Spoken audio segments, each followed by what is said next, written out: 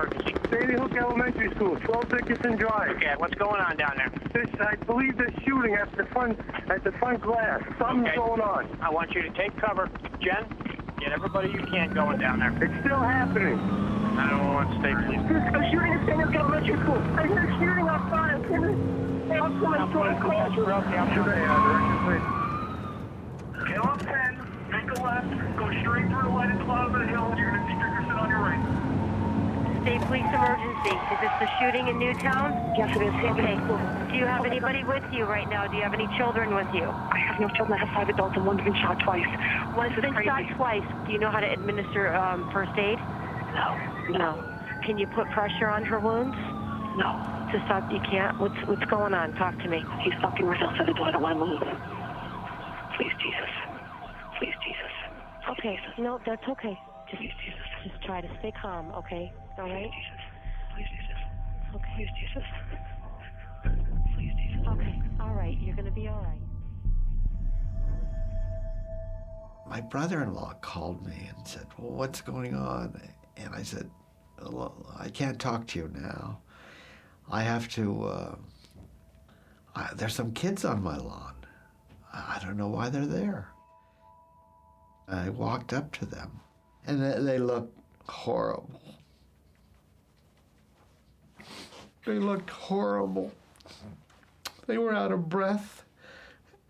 And I could tell they had been crying, but they were quiet in there. They were quiet in their abject fear and terror. And then the two boys just start talking. They start describing what had happened. Oh, he had a big gun and a small gun. They just kept exclaiming, we can't go back. We can't go back to that school because we don't have a teacher.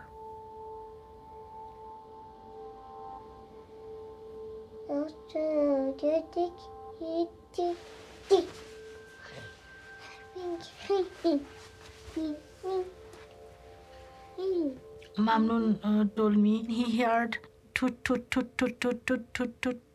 The teacher closed the door, and they are hearing a loudspeaker, everything, screaming and crying and sound.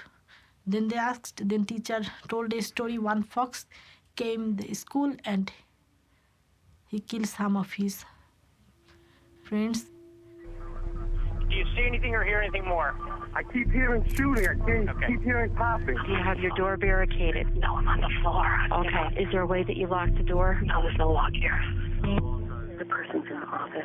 He's in the office? I can hear it on the loudspeaker, yeah. I just sat with my class and we listened to 154 shots ringing through the loudspeaker. There's still shooting going on, please. A couple of kids were laughing. It was like a strange laugh, like they didn't know what was going on. And one kid who kept kind of scooching away. And like I said, I just had this instinct. I just wanted everybody together. And I kept saying, come over here, come over here. Anyone hurt? Do you see anyone? We don't know, but we smell fire from the gunshot. Do you see the shooter? I could see through the crack in the back of my desk him standing right at my doorway, not barely 20 feet away, if that. He's still in the building. I mean, the shooting went on for what seemed like forever. We just kept saying, stop, you know, and I mean, and then it stopped. Rick? Yeah. All right, what are you hearing now? It's silent. Thank you, the police officer just came in. Are there a policeman there? Yes. Okay. I remember getting into that room. All right, you guys are okay. I was the police officer she was referring to. I don't think that any of us that were in there feel that anybody needs to know specifically what we saw. Emotionally, I think the world needs to know to understand it. I don't think they need to know graphically what occurred in there.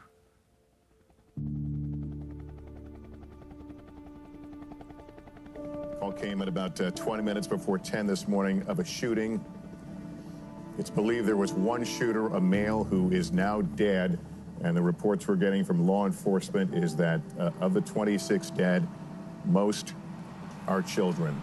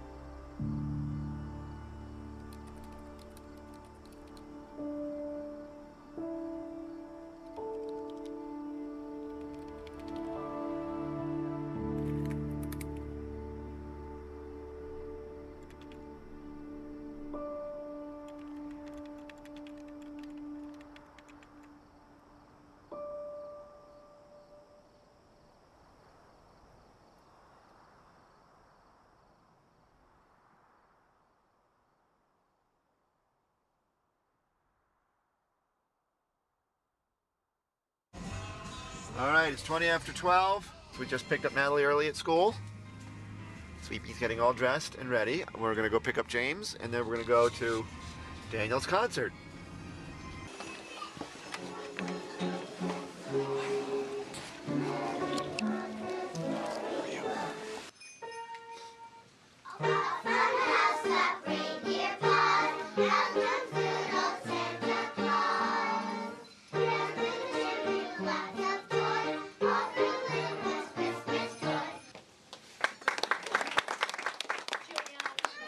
That was great. What a concert. I think James is looking for a hug.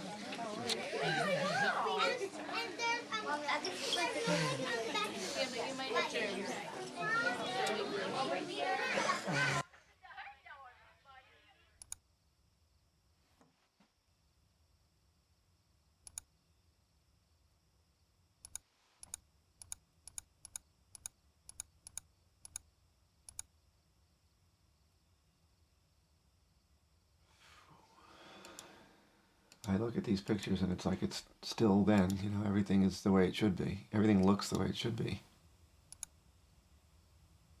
This was Sunday, December 9th of 2012. It was, we were out at the tree farm getting our tree. So this is kind of like the last few days of life as we knew it. They were all taking turns cutting down the tree. And of course, little Daniel was making sure everybody had their fair time.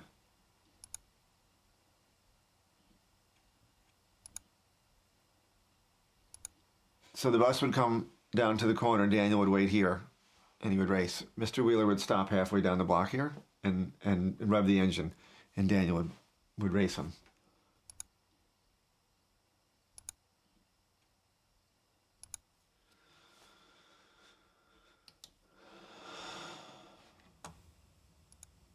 I still dread that every day I live, I'm one day farther away from my life with Daniel.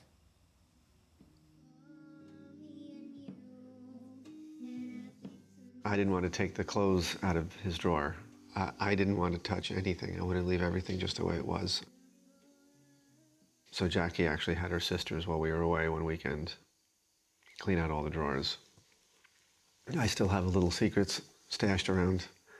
He used to wear this old yellow football helmet when he'd ride in the little seat in the back of my bicycle. And I have that in the garage, and it still has some beautiful little long blonde hairs of his in it. I'll keep that forever. I was so intimately connected to every little nuance of his life. But there was this significant gap at the end of his little life that I knew nothing about.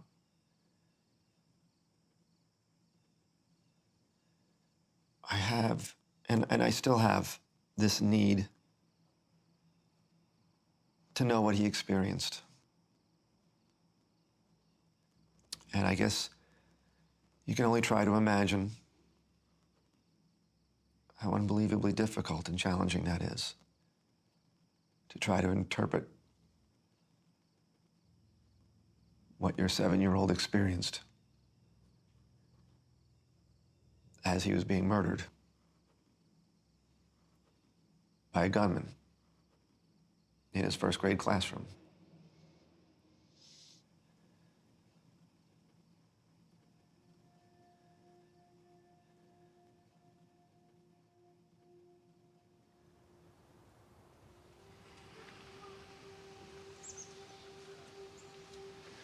Christmas Eve morning. Natalie's on her way delivering her gifts. She and Daniel. We're walking down to the Malins now. Make sure you tell them Merry Christmas.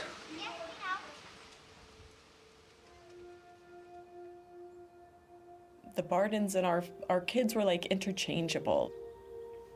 We had met the Bardens in our own yard, and it was like a godsend. It was amazing to think that there was this family that moved in that had 3 children, the same ages as our kids, boy, girl, boy, and we had boy, girl, boy, and our kids took to each other like they had known each other their whole lives. And Kyle and Daniel were like 2 peas in a pod together. They were just as comfortable at my house as they were at their house.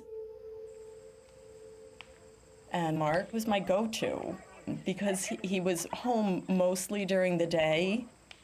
I would get a call, all right, I'll take the girls, you want to take the boys, or send all 3 kids up. All right, now what? What's next? Stop to Malin House. Okay, you're going back. We developed this Friday night routine, I'll probably cry, which was something that we all looked forward to, if I could speak for everybody. It would be a phone call early Friday morning. Are you guys free? Yeah, we're free. I'll bring the dessert, you get the pizza, and we'll see you later after work and after school. And so every Friday night we would get together and we would have pizza. It was really a good life.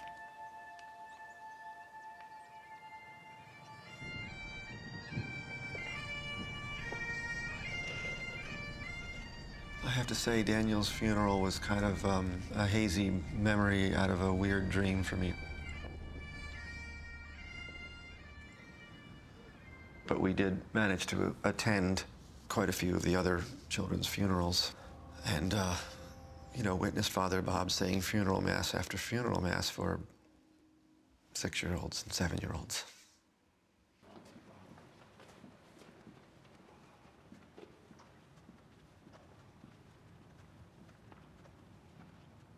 I can't answer the questions. I don't know how this could have happened. Shoots open a window, reaches in, and pushes open a door, destroys lives.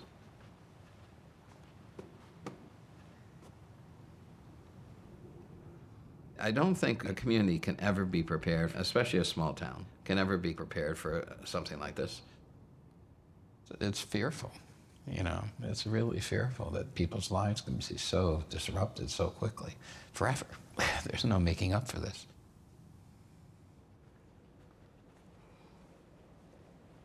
It just, the foundation got cracked. And everybody's not certain how wide that crack is going to get.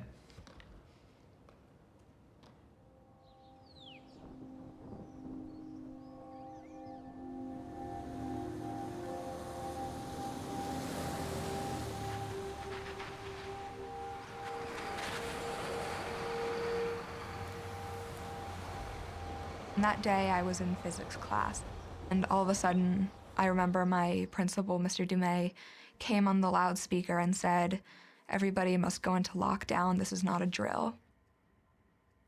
I was with one of my friends, and her mom was a teacher at Sandy Hook Elementary School as well. And so I went over to her, and she had already looked on her phone and seen what was happening too. And we sat there for a long time waiting to get the text about our moms. There was a lot of shouting right outside my door. Newtown police, banging on the door. Get Newtown police. I opened the door and the kids just ran. They just scattered. Shortly thereafter, I spoke to my husband and I remember saying something like, "It's bad, right? Don't tell me, but it's bad." And he said, "They don't know yet. They just don't really know yet."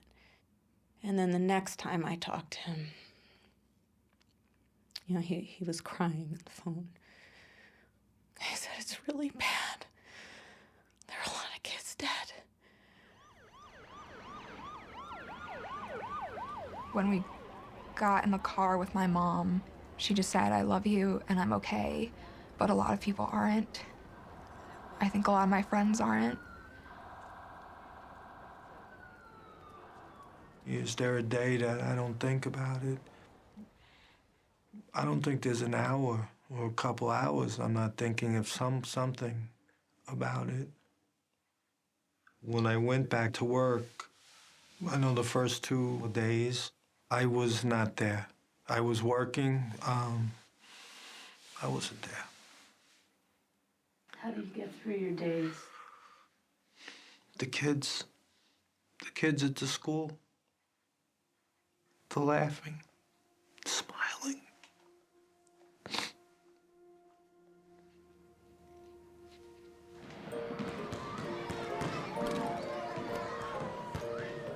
It was the elephant in the room for a long time. Some kids wanted to talk about it, some kids didn't. My students who had Miss Soto were devastated. And they would look up at me every day and say, "I miss Miss Soto." And I was like looking for something to say to that. What do you say to that? And I would just hug them. The teachers, the staff, we understand each other. We don't even have to speak, and we know.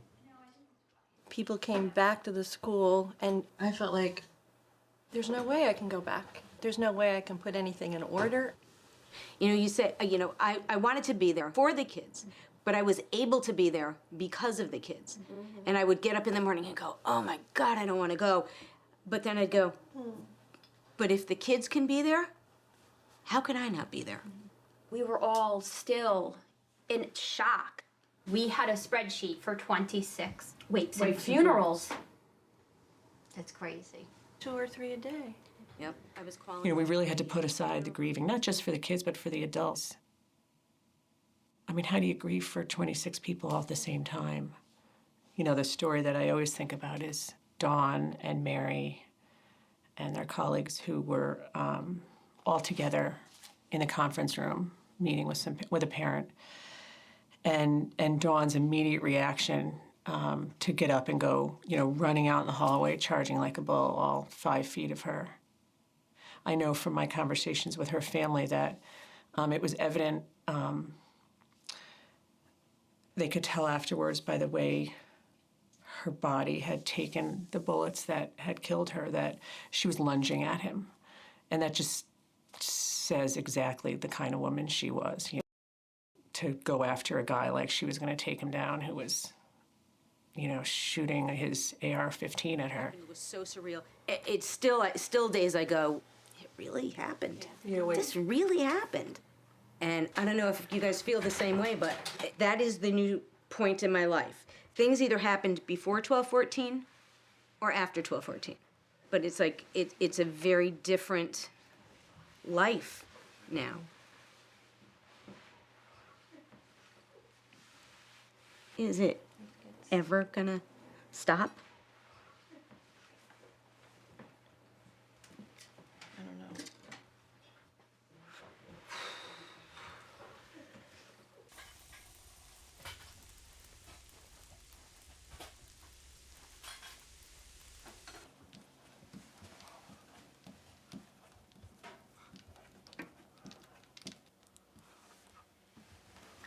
I get it. What is it? Forever and ever. Yeah. For and The hardest moments were immediate. Within hours, my surviving son expressed fear. And what does a father say? What does every father in the world say? Don't worry, it's going to be okay. And his immediate response was, as you might imagine, that's what you said to Ben.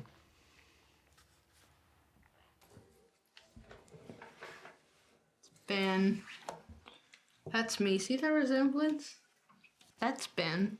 That's me, my dad, and Ben. So amazing.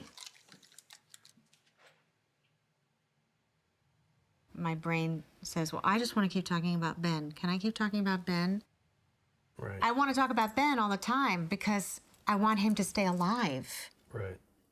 Right. And, you know, people ask us about Nate and Maddie, which is wonderful. But now I've started signing my cards. Love, David, Francine, Nate, Maddie, and Ben's spirit. Because if I don't write that, I feel like people are going to forget him. You know, I was looking at a letter to the families recently, and it was individually, they were naming every victim. And my brain said, well, maybe his name won't be on the list. And maybe he'll just be alive. You know, these crazy things, you know, I'm still there. Oh, hi. Great to see you. Hi, welcome to the Ben Wheeler Show. Today, the tornadoes are coming, and the elevators... Benny was a challenge. A 6-year-old boy with that much energy.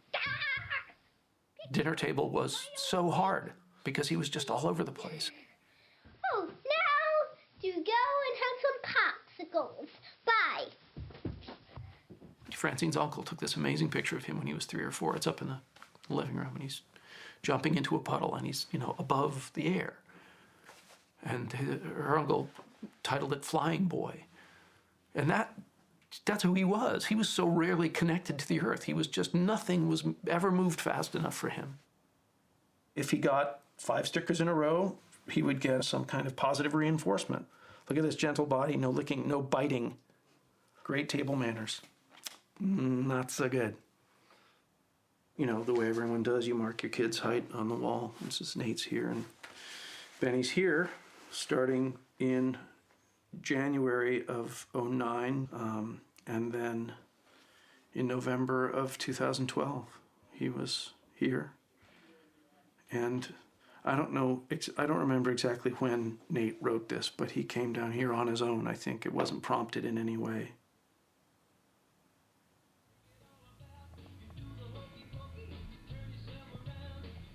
We're all terrified of forgetting what he looked like, what he sounded like. So I will go back to a video or a picture or something just to, you know, to have him back.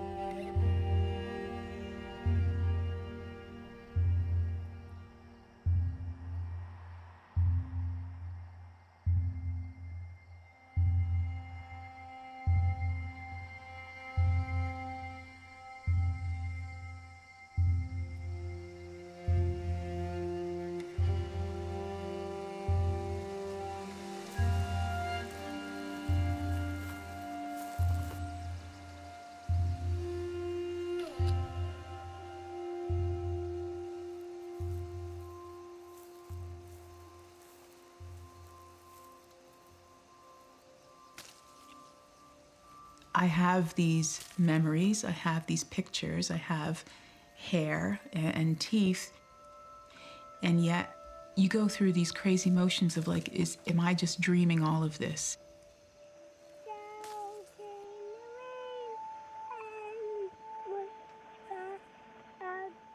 I still keep expecting him to be there, but have I just gone insane? Is this real? Did he even ever exist?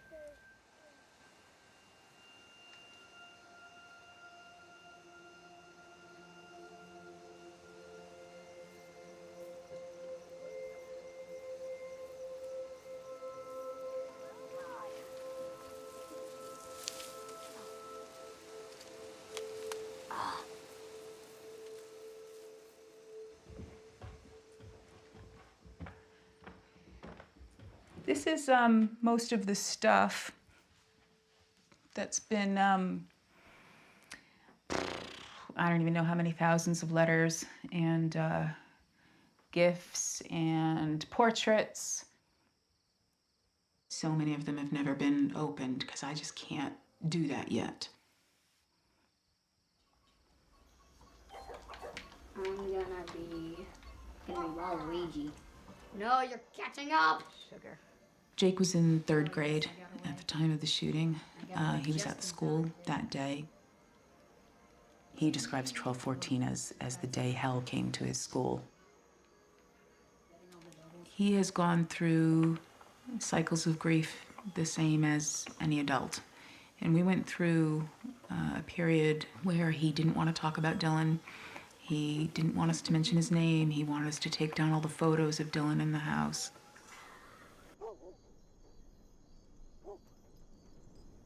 Lights always have to be on now. You know, he's 10 now, and you get to the point where your imagination of monsters under the bed, and he's seen the real monsters, unfortunately.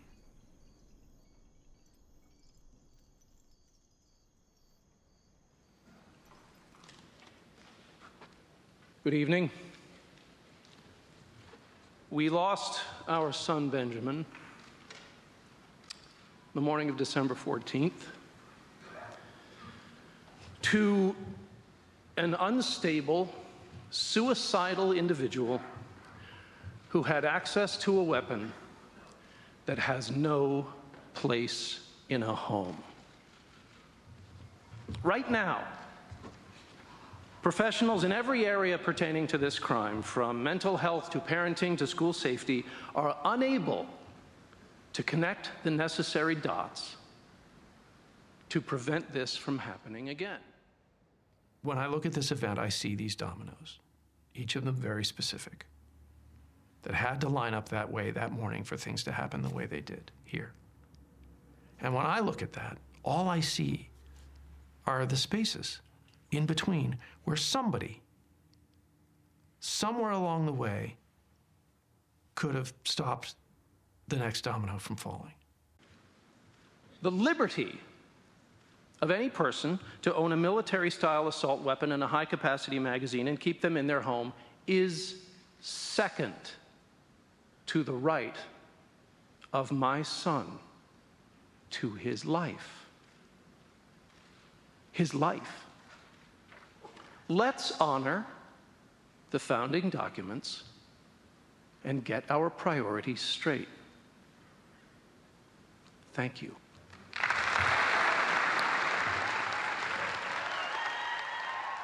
What happened to our children was transforming in ways you can never anticipate.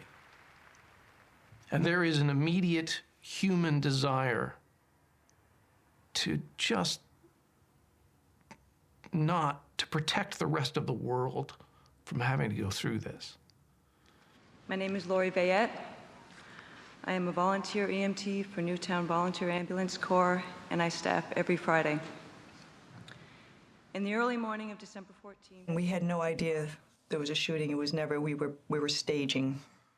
I thought it might have been a domestic.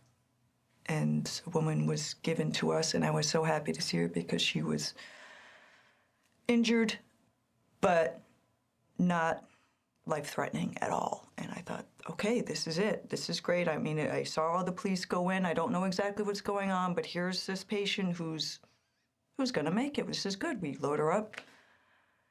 Great. And I'm in the back, ready to rock and roll, and the door swings back open, and there's a paramedic with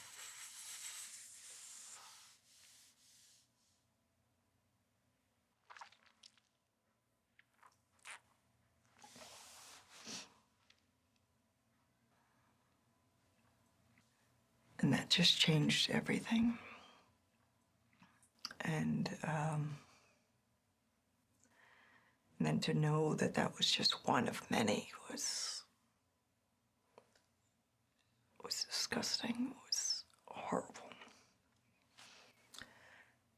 But that's what a tragedy is, I guess. Unexpected, absolute horribleness.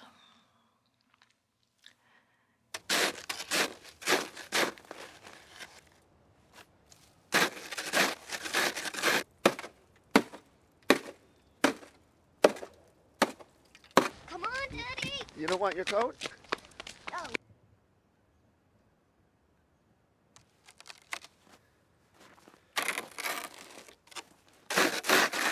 Daddy, he said, Dad. Oh my goodness. Wow.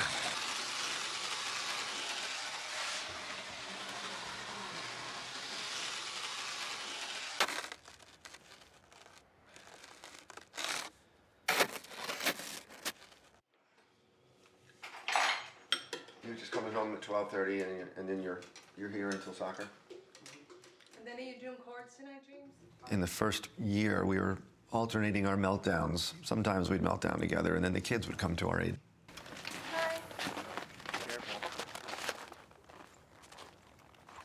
James and Natalie would just emerge from wherever they were and put their arms around us, literally. There's a little more in there. Who knows how to do this? There's no way to do this. We don't want to sweep it under the rug. And at the same time, we don't want to dwell on it. If I'm going to nuke it, you can put more. And even with my wife, Jackie, I feel like if I'm having a moment, I don't want to bring that on her if she's having a good moment.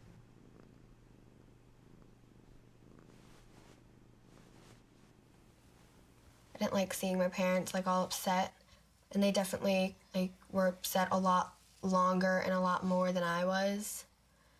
And then they'd always feel bad, like, oh, I shouldn't be crying in front of you because it's making you upset. But then I'd feel bad because they were trying to like not like think about it because of me.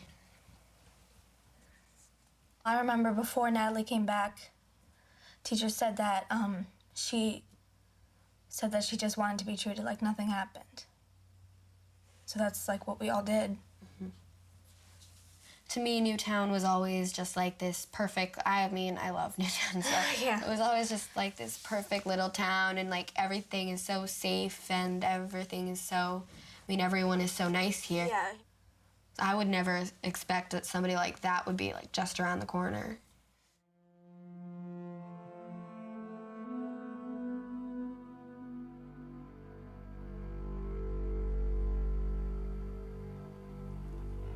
I feel like because he was, I don't know how to say it, but he... Like disturbed or something? Yeah.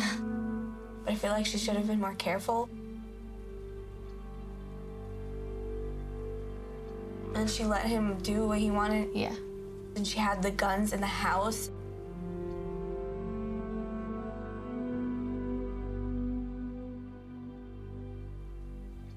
Like if you have a gun and you have a son, you should have it in a safe and maybe not let him know the code. No.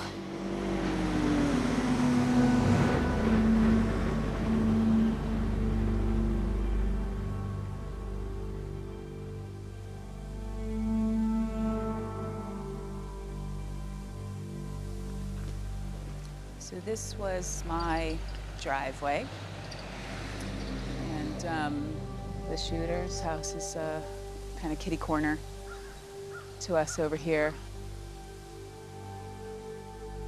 Part of me really wanted to go and see it come down, but I'd probably just spit at the house as it came down, to be perfectly honest. You know your neighbors' houses. You just don't always know your neighbors. Yeah.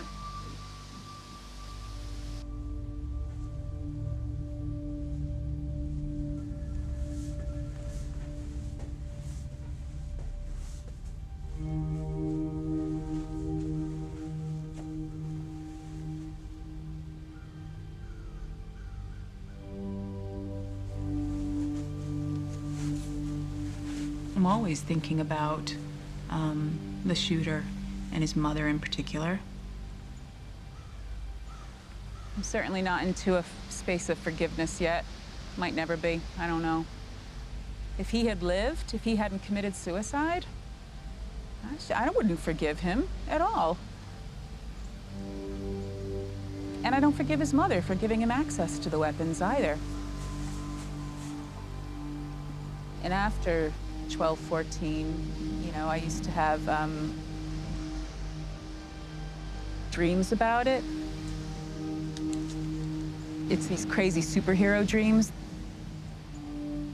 Dreams where I'm in the classroom and I'm able to stop him, or dreams where I'm in the classroom and I'm not able to stop him, and I die with Dylan, but I'm with my son.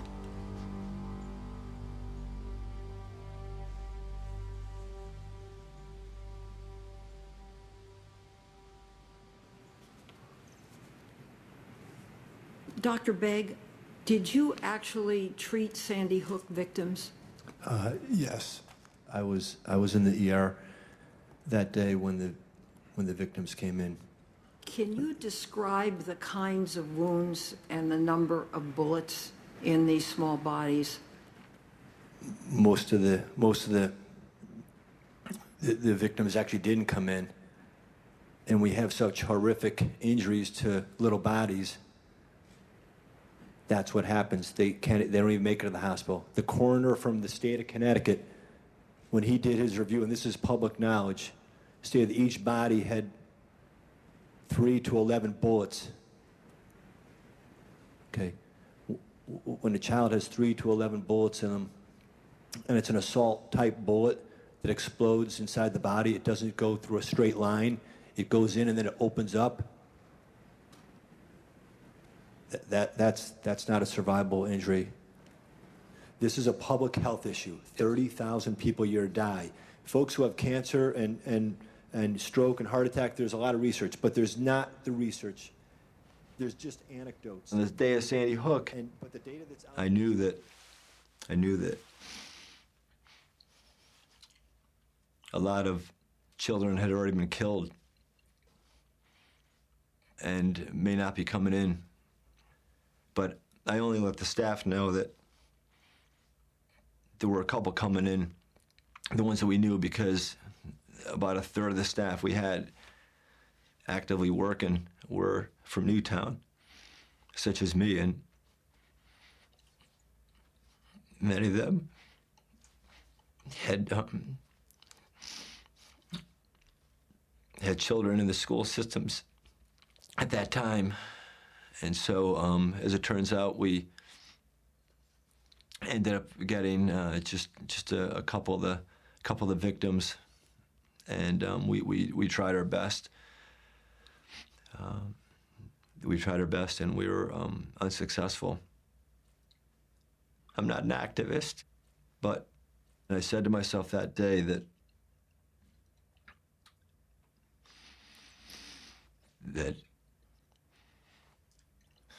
I'm not taking this one. I'm not taking this one laying down.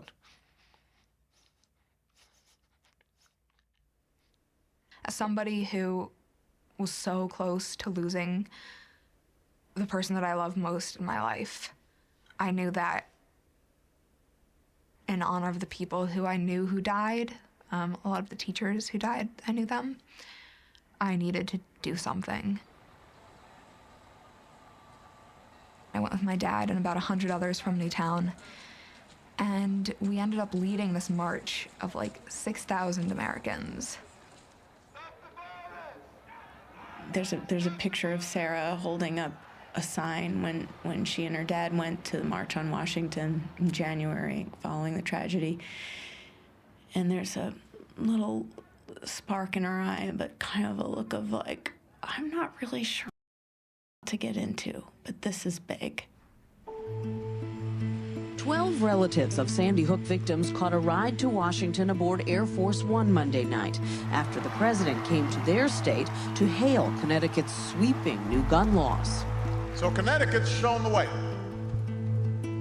And now is the time for Congress to do the same. The families of 8 Newtown victims will be back on Capitol Hill today. Tragedy has turned them into accidental lobbyists, pushing for new gun restrictions. I'm a guitar player. I don't belong in the halls of Congress trying to change the world, but here we are. I was very naive going into this, okay? And I thought making sure that everybody that purchases a firearm should have to go through a background check. I thought that that was the low-hanging fruit, and that, if anything, that's going to get through. What larger job description do they have than keeping their constituents safe? What's a bigger line item in their job description? We are committed, completely committed to seeing this through for all the changes that help eliminate the causes of gun violence. We were downstairs in the basement of the Senate when we started getting news that it looked like senators who saw that it may not pass then were jumping ship. And I was just incredulous, like, are you kidding me? The gun control legislation that was supposed to tighten background checks was defeated today in the U.S. Senate. We are here now. We will always be here because we have no other choice. We are not going away. And every day, as more people are killed in this country because of gun violence, our determination grows stronger.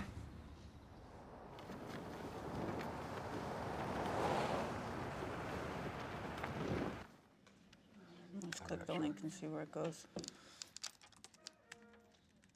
I do think of Mark as a brother because we work together very closely. We can sense what each other is feeling and protect each other when necessary because we've chosen a similar path of what we want to do to honor our children. That's a bond for life now with that family. Cool. Thank you.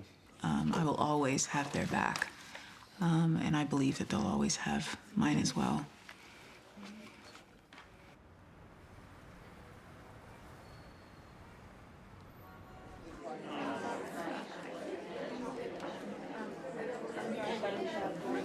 Yes, I know you're on a tight time schedule. We'll make sure you get a chance to meet Nicole. And Hi. Hi. Kim Jacobs. Very nice to meet you. Sorry for your loss, though. Thank you, I appreciate that. Absolutely. As a member of a major city chiefs organization, right after Sandy Hook happened, we received a briefing about the horror that actually transpired.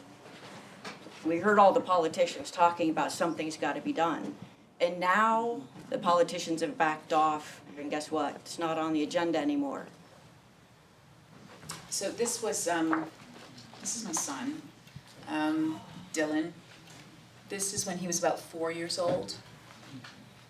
And this was taken about 4 months before he died. He needed me in a different way than Jake needed me. He was always close. When we first found out that Dylan was autistic, Ian and I went through a mini grieving process, knowing that he might never lead an independent life. He might struggle to make loving relationships. Then he opened our eyes up in a very different way.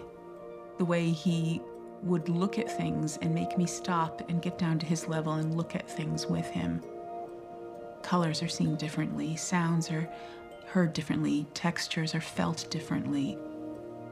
He actually added so much more to this family than we even realized at the time.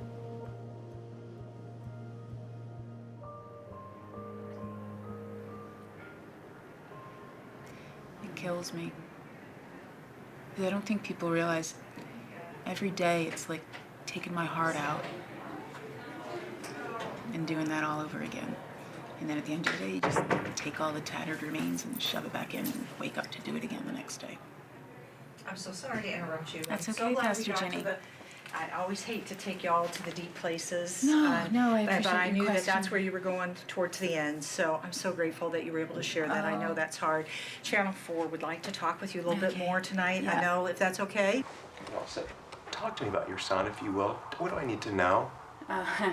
Dylan, every parent thinks their child is special, so I'm no different in that regard. Dylan was an absolute ray of sunlight. Hey, how you doing? You're sideways. Oh, you're still sideways. Where are you? That's not our house. Are you in the bathroom? You're on the toilet right now. Oh, man. You cracked me up, kid.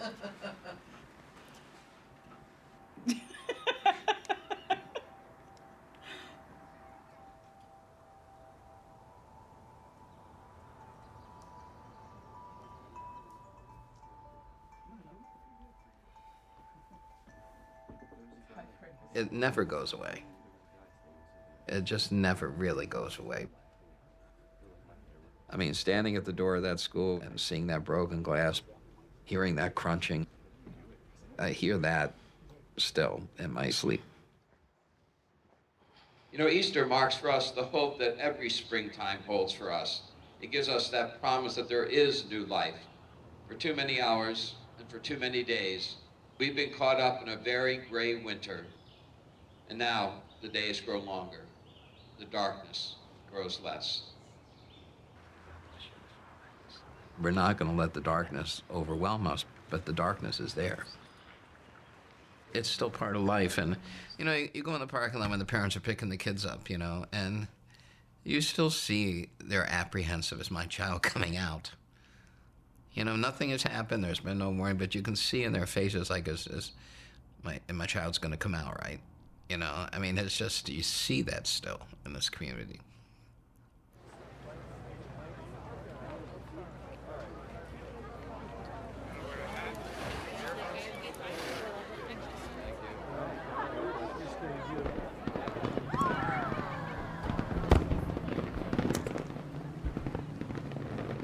What can I do? How can I be most effective in this situation? We're all victimized with this.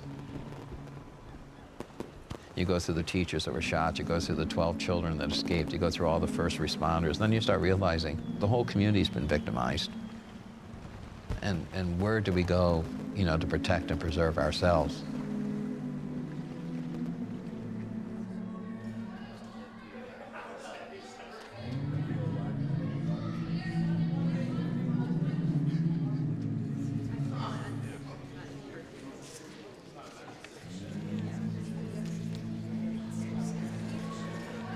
Here's the introduction, and then a couple of songs, and then you and I do. This So is you and us. I are there. That's us. Do you want to do it together still? Yes. Or If you're okay with that.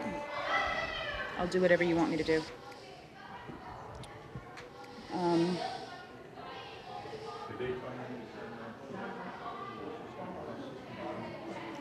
You just look at me. It's gonna be all right.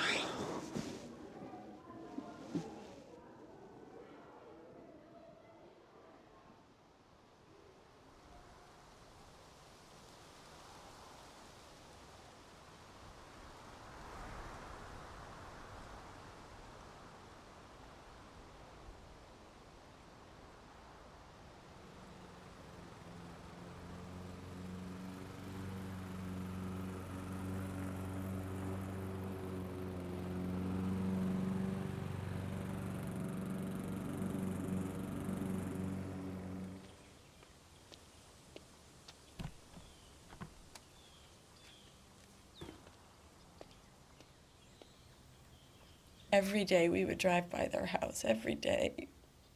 And I didn't know what to do. Do we stop by? Do we not stop by? Do I bring them dinner? It was uncharted territory. Because I think at the firehouse that day, there was such tragedy. And I don't think I understood that it would change everything.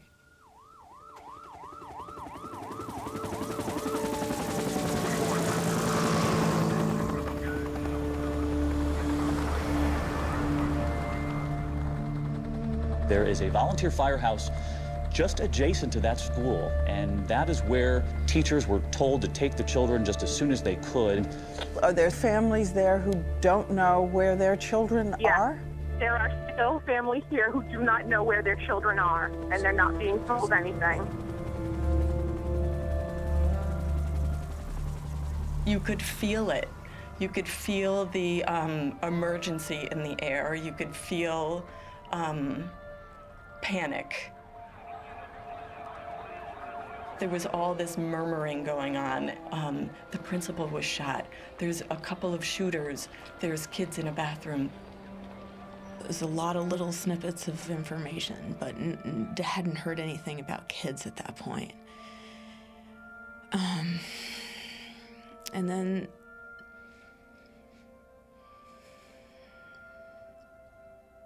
and then there was the room with the parents waiting for their kids. we just kind of waited. And then they brought the children out, and it was heartbreaking to see them. They were all holding hands in a line. And I saw my Kyle come, and true to his personality, I think he was skipping and holding somebody's hand, and he said, "Mom, I didn't cry, I didn't cry."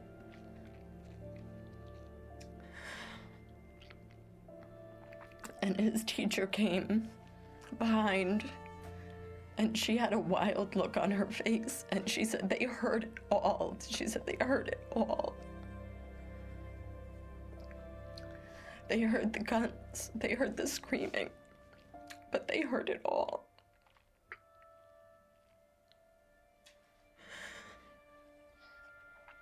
And then you look over where the first graders are, and there's so many parents with no children. And there was that feeling of, where are their kids? And then I saw Mark, and there was no Daniel.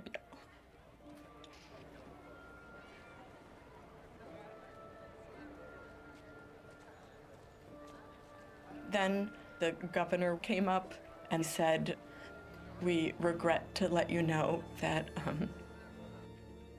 20 children were shot and killed in the school, as well as 6 educators." And when I tell you the room erupted, it will forever, forever be in my mind.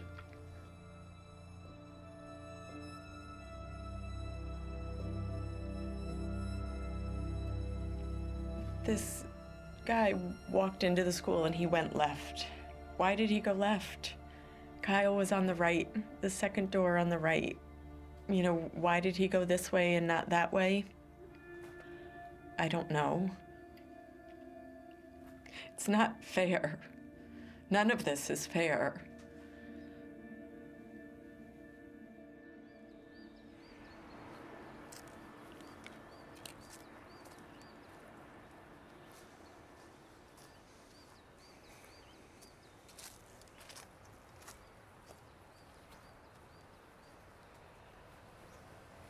Benny loved this place.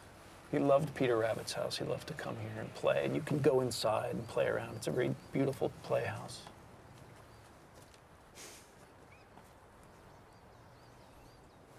Isn't that sweet?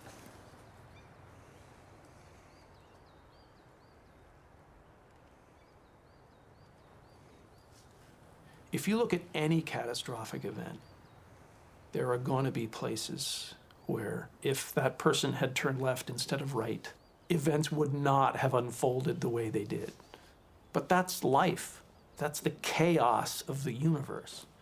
And I previously found a certain amount of beauty in that chaos. And now the challenge is to continue to see the beauty in that chaos, because now the chaos has hurt me.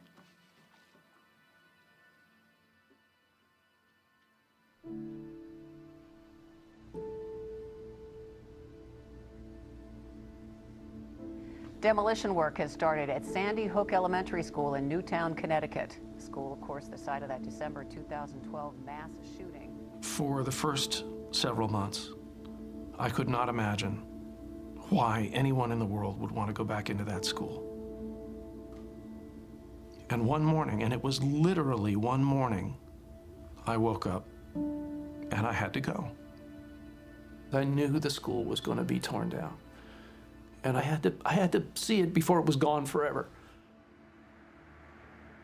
It answered small, minor questions that turn into huge questions when you're unable to sleep. You know, where was he? What did it look like? How big was the room? What it gave me was a remarkable amount of respect and admiration for the men and women who were there. I didn't have a face-to-face meeting with the EMT who was with Ben, but she wrote us a lovely, lovely letter. She was afraid to write to us because she felt like she was forever going to be a terrible reminder of his loss. And I wrote her back and I said, that's not the case at all. You know, you are one of the good guys. Yeah, that was a tough letter, but I could not send it if it makes any sense. I knew I had to say something. I knew I had to let him know that he was cared for, that there was love there. I mean, I went to the wake because I had to. They didn't know who I was at that point, and I went to give him a big hug, broke down completely, and then that was the last words I've ever spoken with him.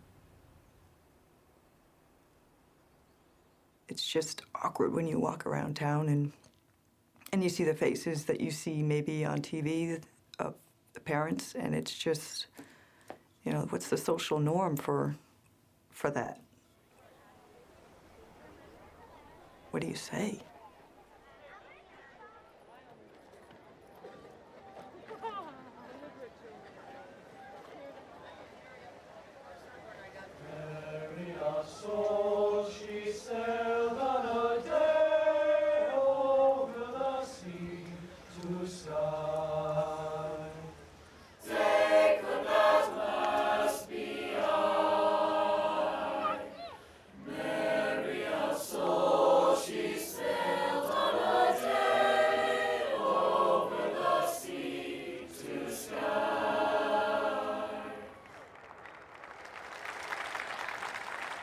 Your police officers, your state troopers, your firefighters, can't say enough about them. Just amazing local talent here.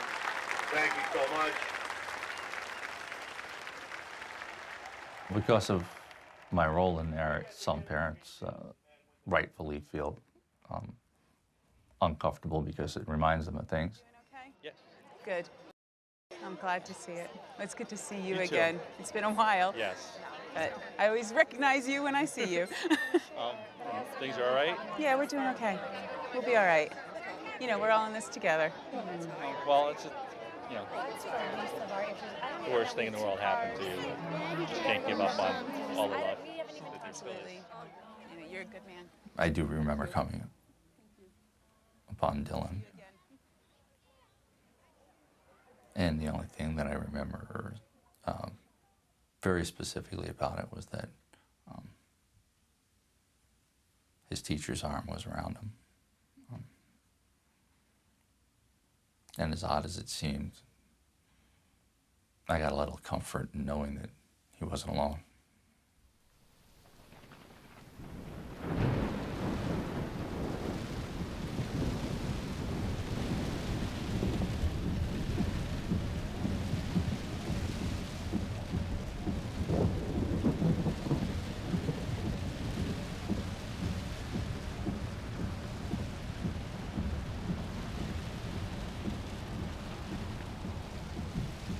You just never know where it's going to come, what's going to trigger you, and bring back an emotion or a sound or a smell.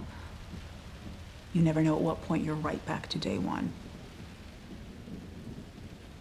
And I guess that's something that's just going to be with me for the rest of my life, really. I had only recently seen a photo, and I suddenly looked at it and I thought, oh my God, that's me. And seeing me with my friend holding me.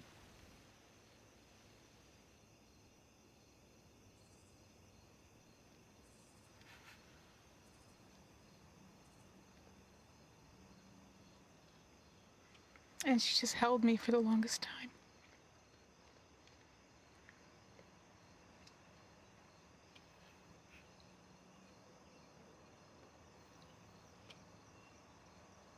And that's kind of the last memory I have of being at the firehouse. I don't remember how I got home.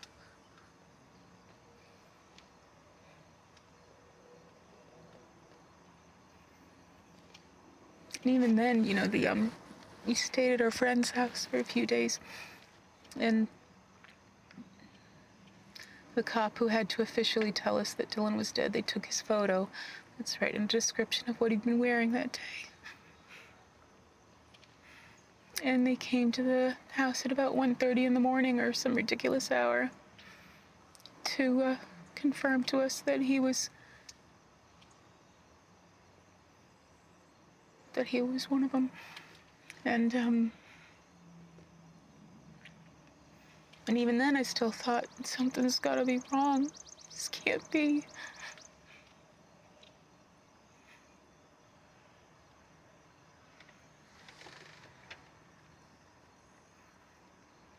This just isn't supposed to happen.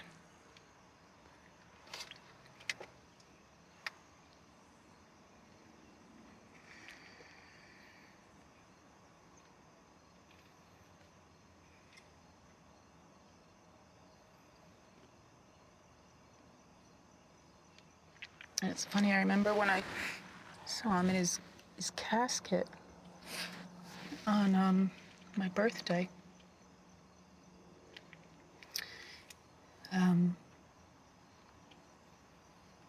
I thought that would be when I finally realized that he was dead.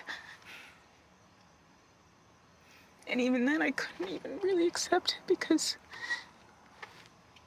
that was his body, but that's not Dee, because, you know, and I was holding his hand and I could see there was his torn cuticles from where he bit his nails.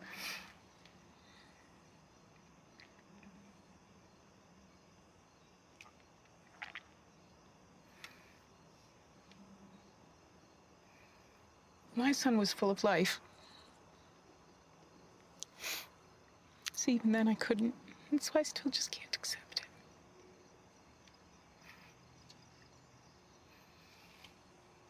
That's why sometimes traveling is easy for me.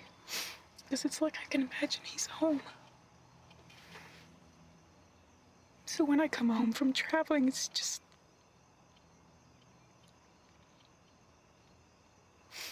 it's having to accept it all over again.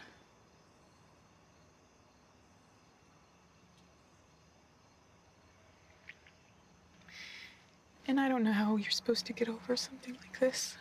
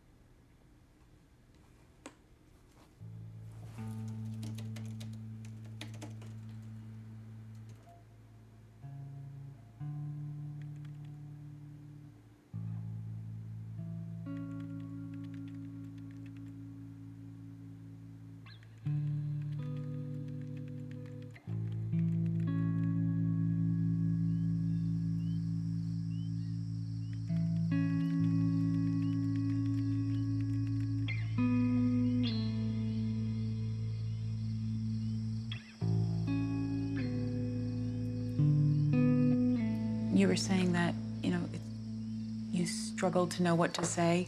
Sometimes it's the exactly the same for me.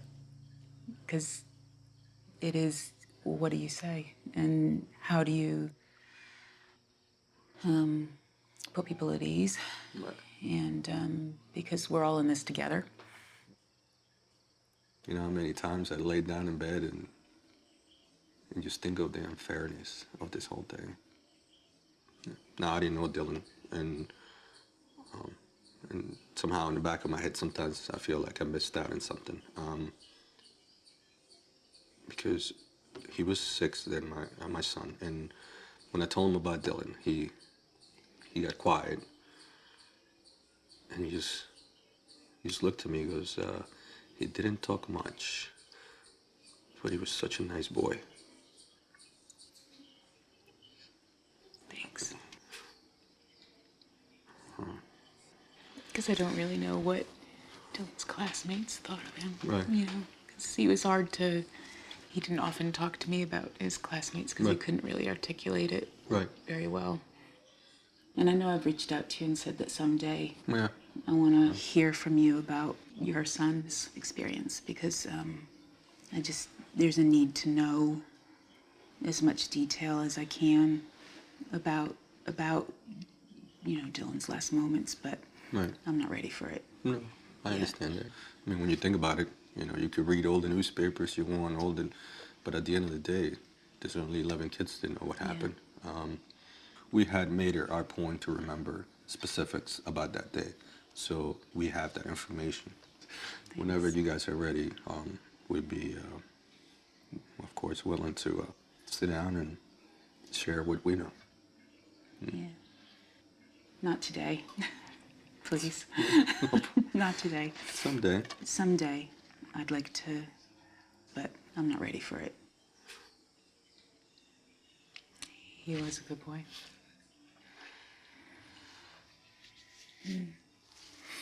Thank you. I'm sorry. No, please don't apologize. Don't ever apologize. It's okay. I need to know these things as well.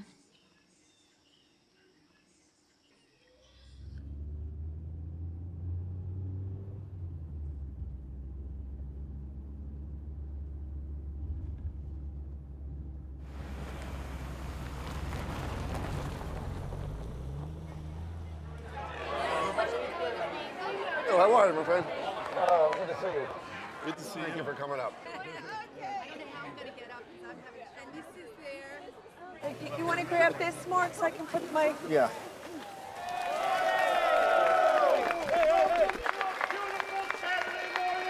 And the third annual Daniel Barden Highland Mud Fest. Do you promise to live life to its fullest?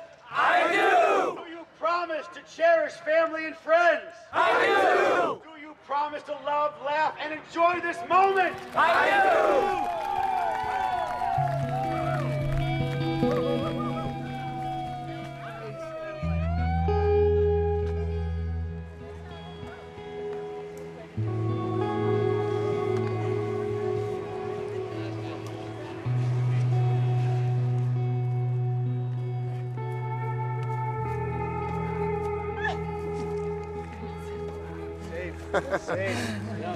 Thank you. Thanks for doing this, guys. Thank you.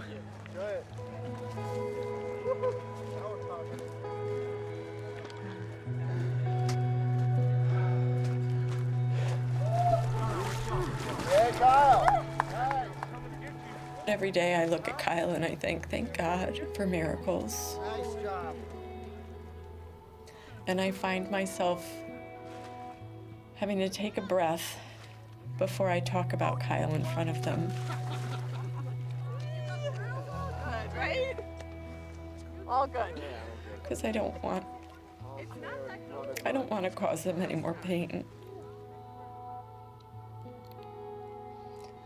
Kyle has since taken to growing his hair long, which is how Daniel always had his hair.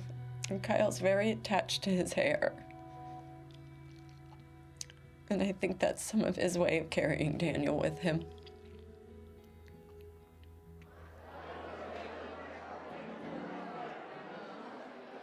I'd like to introduce my sweet little Natalie.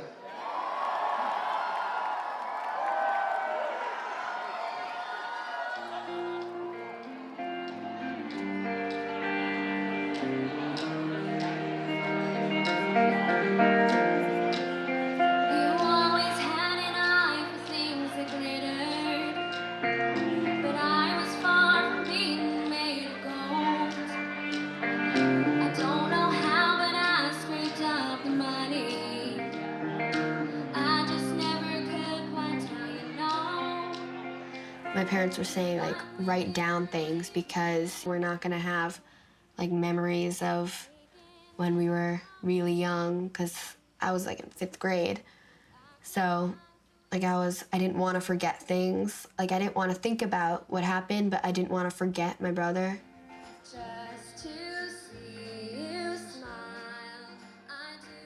That would just be awful to, like, ever be a grown-up and not remember things. Like, it doesn't, I don't like it. It's not weird, though. Like, talking about him. Yeah. It's just like... Nobody feels weird about it because it's only weird if you make it weird. Yeah, it's just like good memories. Yeah. Does Kyle talk about Daniel? Well, not a lot, just because I think it's more touchy for him. But I mean, overall, I know he has this box where he keeps like a picture of him, a What Would Daniel Do bracelet. And I think it's like under his bed or something. And I think it's cute how he has that. Mm-hmm. Like some things you do, like to remember people, and it's just for you. Yeah. It's just, you don't want anybody else to know about it or anything.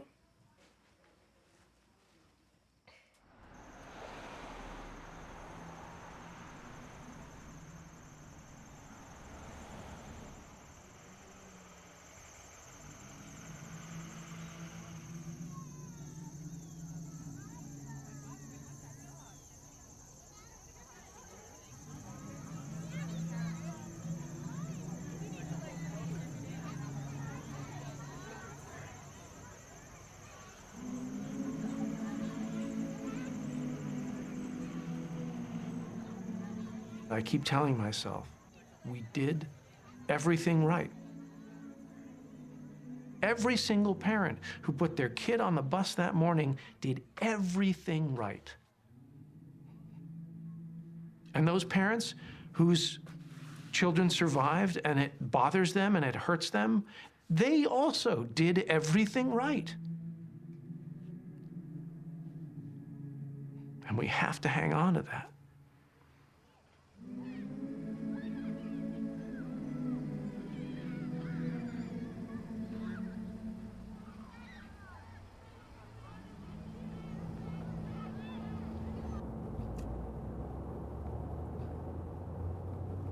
You know what Devin Pope is actually doing?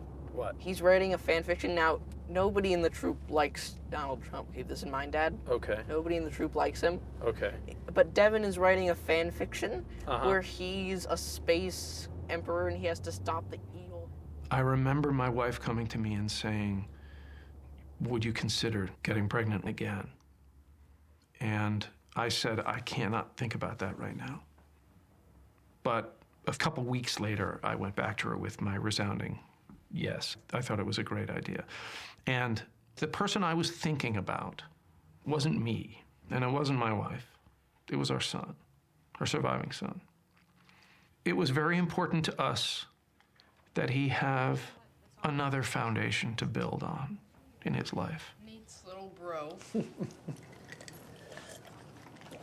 There he is with his dwarf hat.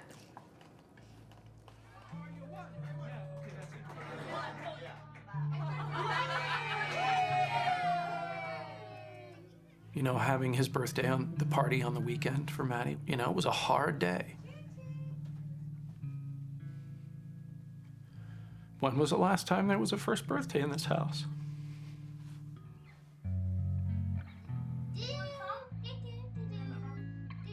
I have a certain amount of envy toward my wife especially, who sees Ben all the time in her dreams. And to people who knew him well, who see him and talk to him.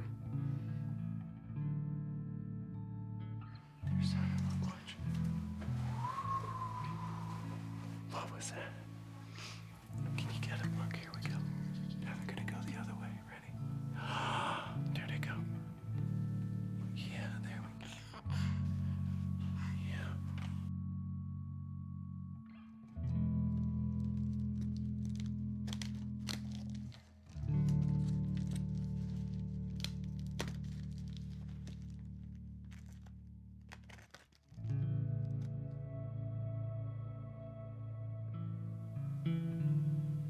How could someone who was in my life for 6 years suddenly be gone?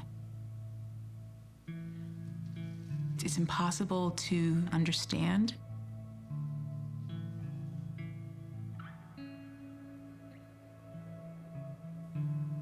But he was here. He did exist. And he has a legacy that I have to fulfill for him.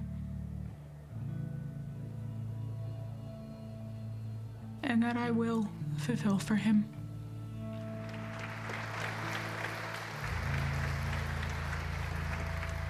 Gun violence for me was always just something that I saw in the news, and I certainly never thought it would impact me or my community.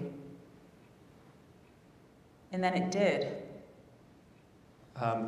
Like the Hockleys, we moved to Newtown for the community and the schools. My wife Jackie is a school teacher. I'm a professional musician. Oh, nice. Okay, cool. And when we're coming into land, important thing is to get the feet up in front, okay? Okay. Might be coming a little fast. If we do, just kind of slide Kick along. out. That's how easy it is. For the first, do you remember that? I do.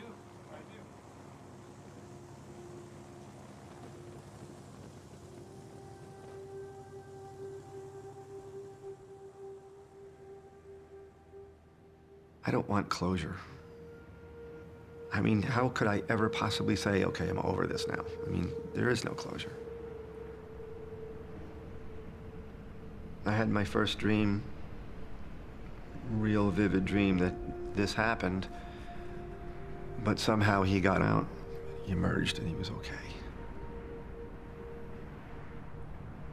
And I just grabbed him and I held him to me, and I was just wailing and shrieking, crying in joy that he was back.